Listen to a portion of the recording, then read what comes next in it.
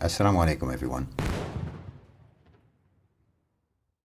Rujoola in Islam, the concept of manhood or masculinity, is vastly different from the superficial macho traits conceived of as masculine by the modern West, though perhaps not so divergent from the concepts of older generations, before Hollywood, before feminism, before the backlash against feminism. Back in the days when there was a real world sphere for men and a sphere for women.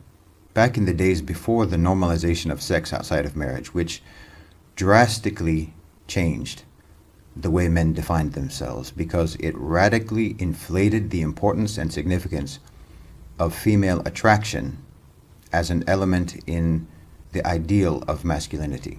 And female attraction is largely based on superficial signals that can be faked. Rujoola in Islam is not performative. It may not necessarily even be obvious. It can even contradict with commonly held perceptions of masculinity or traits associated with so-called alpha males. For example, the prominent Sahabi Abu Dhar al-Ghifari. He was a man without fear, without reluctance. He never sought anyone's favor and never hesitated to speak his mind, regardless of the consequences and regardless of to whom he was speaking, even if it was the Khalifa. He called it like he saw it. I mean, this is a man who embraced Islam. He was one of the first 10 to embrace Islam. And he embraced Islam at a time when no one was announcing their conversion in Mecca. When Abu Dhar embraced Islam, he went directly to the Kaaba and announced his conversion to everyone. He was savagely beaten. But he came back the next day and made the announcement again. And again he was savagely beaten. He did it 3 days in a row until Rasulullah ﷺ had to tell him that it would be better for him and safer if he went back to his tribe and taught them Islam. He did that. They all embraced the religion. Abu Dhar was an absolutely fearless truth teller. He never held his tongue, but asserted himself strongly in all situations. Okay, alpha male, right?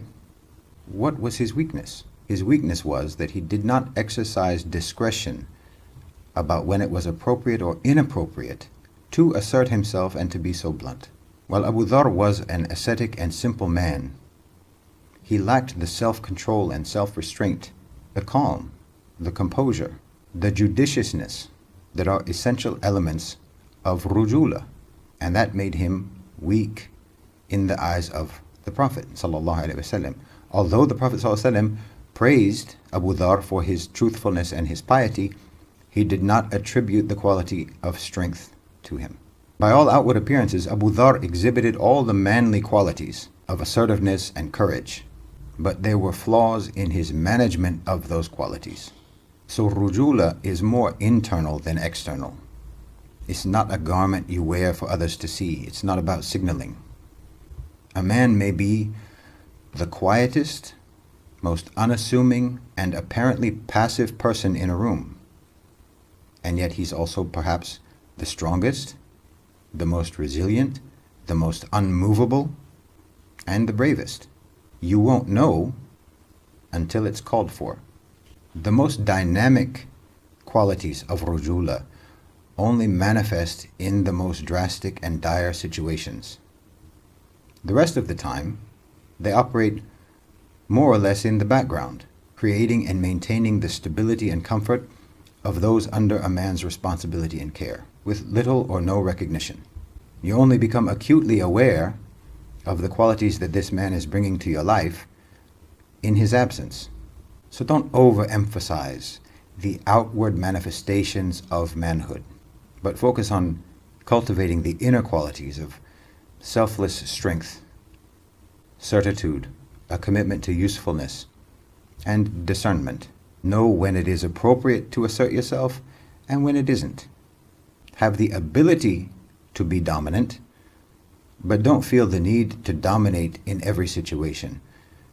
Men who do that, regardless of what they may think, and despite what the alpha malists tell them, men who do that just appear weak and insecure to everyone around them. Jazakum Allahu khairan wa assalamu alaikum.